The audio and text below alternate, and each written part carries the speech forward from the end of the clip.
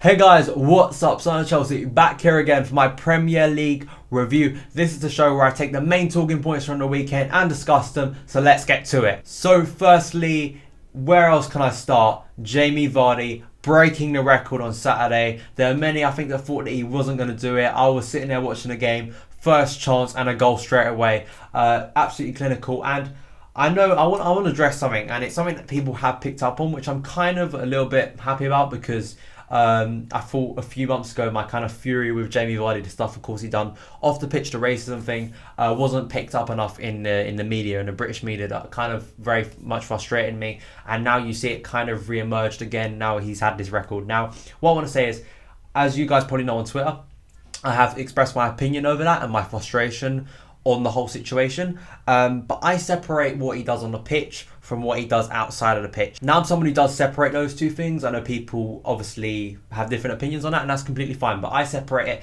And I'm just going to talk about Jamie Vardy, the footballer, and I think it is an amazing achievement. You look at the story of football, and really, even though I know it's only one player and there have been so many other players who've done the same as him and won't get to his level, it just shows you that the hard work can pay off. You can get to that level. It kind of is good, you know, the underdog story, and as well, I think it does represent what's happened to Leicester this season. You know, everything, the positivity around that club, them doing so well in the league, him doing so well with his goals. It all wraps up quite nicely, I think, for Leicester. But that's my thoughts. Leave me your thoughts, guys, of what do you think of Jamie Vardy's record? Will we continue it? And also, what are your opinions on the stuff he does outside the pitch? Because as I said, expressed my opinion before. But yeah, that's it. Congrats, Jamie Vardy. Second point is Steve McClaren next for the sack. Now, of course, Newcastle lost embarrassingly 5-1 to Crystal Palace, and it wasn't just Crystal Palace, it was Alan Pardew's Crystal Palace. Alan Pardew, the man who was sacked from Newcastle only, what is it, under a year ago now, probably. Now, the thing is with Newcastle, just before going into Steve McClaren, I think I have personally a little bit of a soft spot for Newcastle as a club. I think I respect their fan base massively. You considering what they've gone through and the crap they've gone through at that club, the poor management, the lack of performances from the team, and they are still loyal. They still turn up in their thousands in that stadium. They've got one of the biggest stadiums in the league, and they continue to sell it out. So I think if they were to go down, it'd be a real shame. You sort of think though, how are they going to solve this problem? You know, you see those fans, they turn up, but they get bad performances. The management from Mike Ashley, from top to bottom, really is all bad. And Steve McClaren, I don't know how he got that job, considering what he done at Derby last year. Derby, probably one of the best teams in the Championship. I think they probably will go up this season from the Championship, but they should have been up like 2 seasons ago. You know, of course they got unlucky in the playoff final to QPR, but then last season had one of the biggest budgets in the league, had that stadium, had some of the best squad in the Championship, and couldn't even make the playoffs.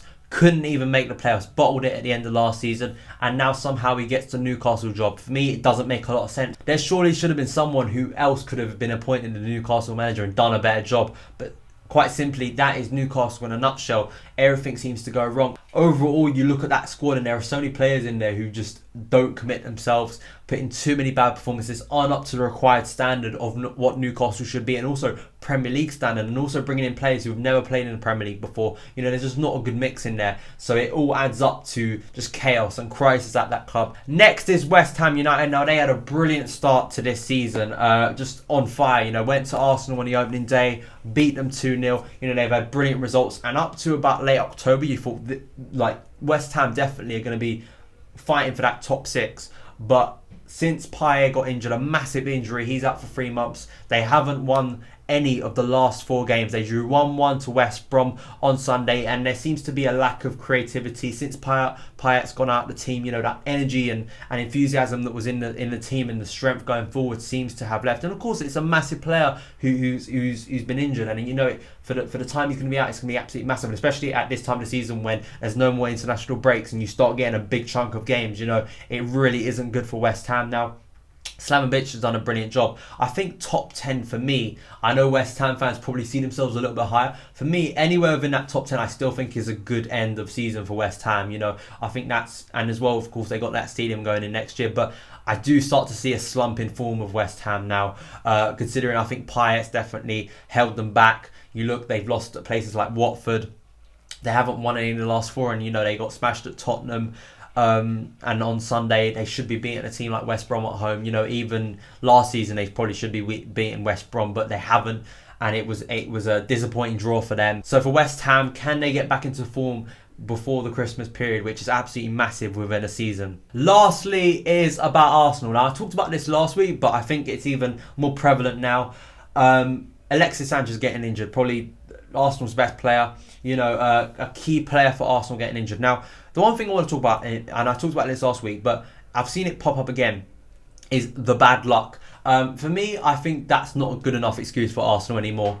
And I'm going to set out why. I think that to call the injury crisis at Arsenal bad luck is kind of stupid for me, because it gets to a point for me, and I'm sure there are Arsenal fans watching who you probably do agree with me, that it cannot be bad luck when it happens every single season, and it happens to all of your key players at the same time of the season. It's just like, or it happens within, you get all key players injured at a certain period of time. Now, for me, the way Wenger can solve this, and even if it's not down to, if he doesn't know how to solve it, the way you solve it is strengthen your squad in the transfer window.